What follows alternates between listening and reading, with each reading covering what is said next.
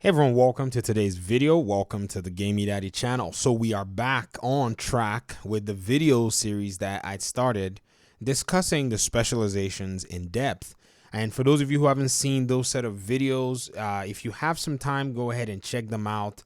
They are basically going to inform you. Now, this is my second account, so my gunner and firewall are not necessarily unlocked. I have no interest in going through all of that stuff on this second account. But today on the list, we have the Demolitionist Specialization. And I'll be doing a deep dive and talking about the specialization, explaining a few things. And the specialization is actually decent now. It used to be one of the better ones, but over the course of time, the addition of the technician, the gunner, and the firewall have basically led for the demolitionist to somewhat move down the tier list when it comes to some of the really versatile specializations. Not saying that it's bad, don't get me wrong, just saying that it is not as significant as it once was.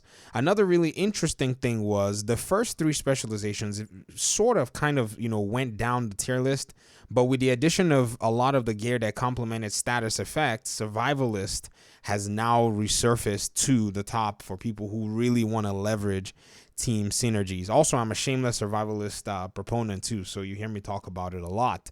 All right, let's dive into this video. I'll try my best to pull some nuggets from here because it's been a while since I've actually built with the Demolitionist, but I have a few things that I'm sure you'll be interested in. Even though I may not have the pieces on this character, bear with me. I've been able to gather my data from a lot of you in the community that have pointed out some really important things here in the Demolitionist Specialization. So let us start out with the first passive talent, the Incombustible passive talent, which increases your burn resistance by 20%. Now, you would have to be playing, say, even the cleaners to be able to leverage something like this, and specific missions, specific places to be able to enjoy this kind of resistance. And one other really interesting thing is even some of the more difficult missions, as in legendary missions, do not have a lot of fire and, burning mechanics. Now, in the Iron Horse raid, I can see where this might be a factor to help you with sustainability, depending on the build that you're running. I haven't played the Iron Horse raid, and so I wouldn't really know, but from what I've watched, and I think it's the boss that you need to do all of this coordination stuff. For those of you who've played Iron Horse, you know what I'm talking about. Perhaps this might be something that works there, or perhaps it might be pointless to run a build like this, but in an 8-man group with Iron Horse, from all the data I've been gathering from groups who run frequently, I've been told that your build just has to be decent and you have to just be willing to listen and learn the mechanics. And if you're going in there for the first time, you will most likely be okay. Now, I don't know if the signature weapon can also provide a few, I would say, incentives, maybe for the first boss. From reading comments as well and just gathering information, some people have said if you're able to just get your Demolitionist, weapon out, you can just spam the first boss and basically, take down the health and all that stuff. But I'm not discussing the specialization weapon. All I'm doing is a talent, and we're looking at the, some of the important aspects of this. Now, the stimulant patch is actually really decent. It says armor kits repair 100% damage boost and weapon handling by 30% for 15 seconds. This is a very interesting talent because not only, are you trying to get yourself healthy, some of the armor kits in this game really do have some interesting mechanics that go with them. It does take a while for your armor kits to proc. I mean, you literally have to follow this animation sequence to be able to restore your armor when you're using an armor kit. So I believe that the kind of compensation that they've put in place is that you gain something out of it. This 30% weapon handling is actually very decent. It's not the greatest. I mean, I feel like they should have given you basically a laser beam and perhaps even an extra 20% RPM here so that this particular armor kit will be attractive for people who want to run builds that, showcase armor kit usage and all of that stuff. There's actually, the chess piece talent that's called Efficient that allows for you to be able to keep your talent as well. So if you're running demo and you're running around, you use your armor kit, you should be able to be comfortable coming out of cover, beaming enemy NPCs, and having a DPS increase. It's an opportunity I feel like they missed out here, but you know what? I guess we'll take what we get when it comes to the specializations of this nature. And then you have Explosive Ordnance, basically 10% increased explosive damage and affects explosive grenades, skills, and effects. Now, This is where we're going to look very closely at this particular talent here on this specialization. Now, first of all, there are many builds that you can actually use to complement this particular set of parameters. The first one is your explosive and grenade damage. Now, if you're running a build with the turret, the artillery turret specifically, you can leverage your demolitionist, extra damage that actually goes with it. The artillery turret is a turret that basically gives you these ordnances, and you can basically just pummel with a lot of explosive damage bad guys and do a very decent amount of damage in an area of effect. So not only are you going to be doing damage on specific NPC targets, like say the assault turret and assault drone, you're going to be doing AoE damage, which is actually pretty good. Now, there are builds that I used to run. I think when we got Warlords of New York, skills got way better then. And I was running a lot of these builds using the artillery turret, and man, I got my bang for buck like crazy. Not only do these, ordinances that you launch do a lot of AoE damage, they also apply bleed status effects as well. This is a big deal because the bleed status effect, you can use it to build in a very creative way. And if you look very closely, it also says and effects. So your build is actually gaining some level of an increase to that effect that it's actually dealing to enemy NPCs based on explosives. Now, another aspect that somebody pointed out to me was the Vow Mask. Now, on this account, I do not own a Vow Mask, but you guys know exactly what the Vow Mask is. The Vow Mask is an exotic mask that was actually brought out, I think, in season 2 or so. And the mask basically does a lot of work and applies status effects to your enemies based on your explosive damage. So more than likely, you will and can gain a lot more benefit by using the Demolitionist Specialization, and also not just the Demolitionist Specialization, but using the China Light protocol. What is it? Where is the China Light stuff? I used to have a bunch of them. There it is. By using China Light, which increases your explosive damage, to also augment that level of building as well, because China Light does come with a skill tier. So if you're worried about maybe not getting the 6 skill tiers, I think this is one way that you can definitely go. Yes, the Technician is a viable specialization to be able to use, but if you're trying to spec in to gain more bang for your buck, Demolitionist Specialization does come in handy. I mean, it does literally lock you out of that artillery turret if you don't have it domed, so you might as well put in all of your eggs in that basket when you want to gain the most out of it. And that leads me into the artillery turret, where if you unlock the following mods, you're able to get the artillery mod, which allows for you to use it. You're also able to get the Cyclone magazine, which increases your turret ammunition count, and you're also able to increase the turret's damage as well. Now, another thing too that I have to basically point out, because this is a deep dive and we have to kind of see as many parameters as which we can point out for everybody, is some people might say, well, the artillery turret doesn't feel satisfying because I'm limited to the amount of ammunition that I can get. So you have 6 mortar rounds, and if you mod the system very well, you can use mods that will give you, I think, 1 more extra mortar round, if you get what I mean. I think this is it, right? There's one of them that allows for you to be able to gain 1 extra round or something, artillery ordnance or something like that. I don't remember. But here's the catch. If you're going to build like this, in my opinion, and you want to really hold down the forts for your team and launch some really serious ordinances, my recommendation is that you target overcharge. If it's not from you, then at least somebody on your team has to be able to grant you overcharge so that you can deal more damage. So the artillery turret doesn't necessarily feel that strong when you're running by yourself, but in a team, you really do need for your teammates to be able to kind of tune you up into that level, basically take you to the next level when it comes to what your damage can become. Because if they help you with overcharge, then you are in a whole different level.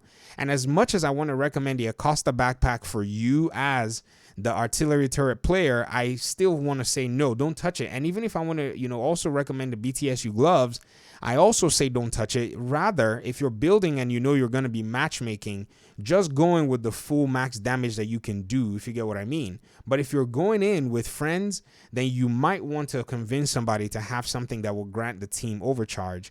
And basically that's the, BTSU gloves, while you're going to most likely try to find yourself with the future perfect talent in order for you to be able to proc overcharge. Because overcharge is where I think you really now top off all of the skills when it comes to damage. Like, you will literally eat every single one of them, because not only do you gain, those 6 extra mortar rounds, you now gain 10 extra mortar rounds when you're overcharged. And those mortar rounds just basically stay till you run them out. Also, your damage is increased by 137%, and the radius is increased by 75%. So this is definitely something that I would recommend that you're using if you're in a team of friends, you're in a Discord server, and you really want to help your team out, because you're very, very important to the team. Don't get me wrong. I mean, I'm talking enemy NPCs that may just be running into the area of effect, may either take a direct hit, which is a blast for them, and, in some cases they'll bleed out, and that's the end. And that really does allow for a lot of crowd control for your team, especially if they're in a tight situation. And there's also knockback, there's also stagger, there's also enemies trying to evade and disoriented them for a little bit. So it's a very important build, but it's also one that requires a lot of strategy in how you're using it, and strategy in how you actually build to augment your team when you're playing in a group. And then we're going to go into the Demolitionist Tactical link. Basically, all your group members will gain damage, 5% damage to targets out of cover.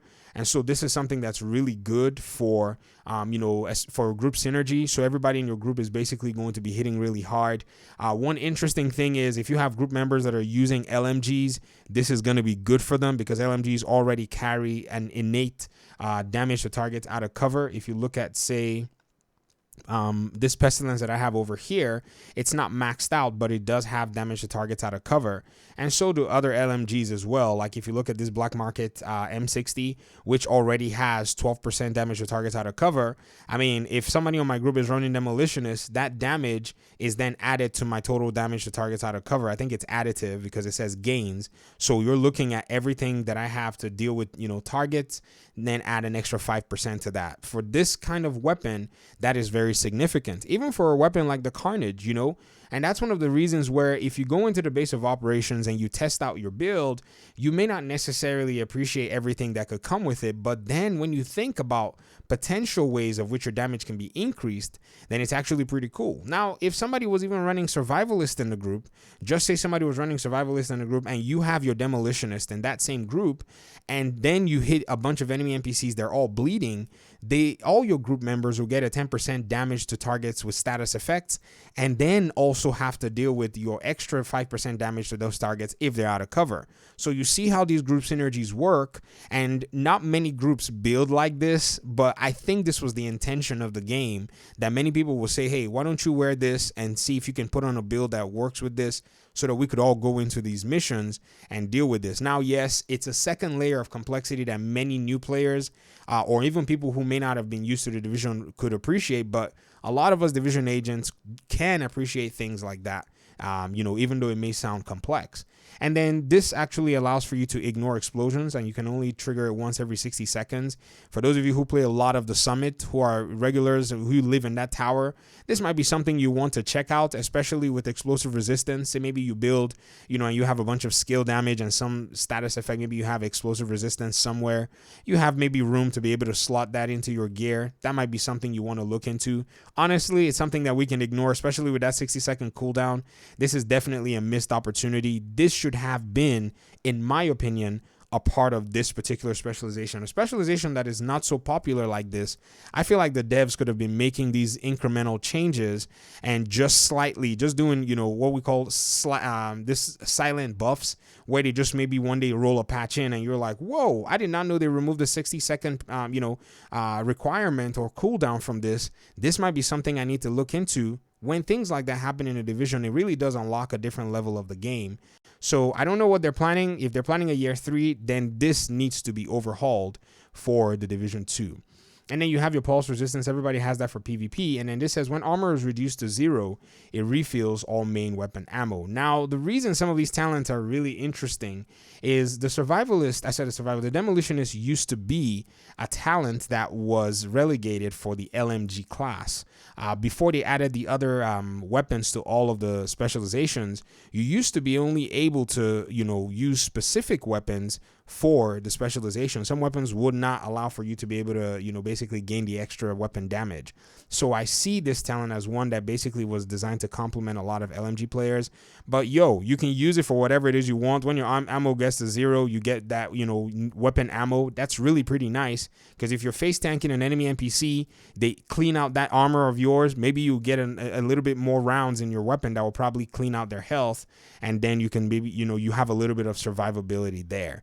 And then the mod for it is the small laser pointer, which is an underbarrel attachment that does have 7% critical hit chance. So if you're trying to make a crit build, this was in the past anyways. This is before we got our shade watches. It was one of those things where to get that extra 7% critical hit chance to get to 60, in many cases your build was centered around the Demolitionist Specialization. But it is still not out of the question. You could still use it if you really want to get, that extra, critical hit chance or whatever. It's an underrail. Sorry, it's not a scope. Let me show you guys right here. If you really want to get that extra 7% critical hit chance, you can use it. But largely, it doesn't really surface too much these days in builds. So that's why I say, this is one of those specializations that could use an overhaul. So for those of you who have not tried the Demolitionist Specialization, for now, I can only mainly recommend it for using the artillery turret and using the Vow Mask as something that you might want to experiment with. But when it comes to some of the other aspects like the tactical link, these two talents, they seem to somewhat be lacking, and that really weakens the specialization. As it pertains to the weapon itself, the Demolitionist weapon, yes, all the specialization weapons seem kind of weak in a sense, but at the end of the day, it's still a good weapon because it's the fastest firing of all of them. If you don't talk about the Stinger, which is actually quite good. I'm going to do a specialization tier list video coming up after, these set of videos, and we'll talk about the advantages of the other specialization weapons specifically. But that's pretty much it for this video. I want to hear your thoughts in the comment section. Thank you so much for your time and audience. And somebody on Twitter actually reminded me to actually do this video, so I appreciate you. I can't remember your Twitter handle, but thank you for putting me back on track. I'm going to go back and finish up the others as time goes on. There are a lot of other things that have just changed in the past few days that we're trying to discuss and get through. So I'll do my best to get through all of that. So thank you so much for your time and audience. I appreciate you guys a lot. Hopefully we'll see in another video. Peace.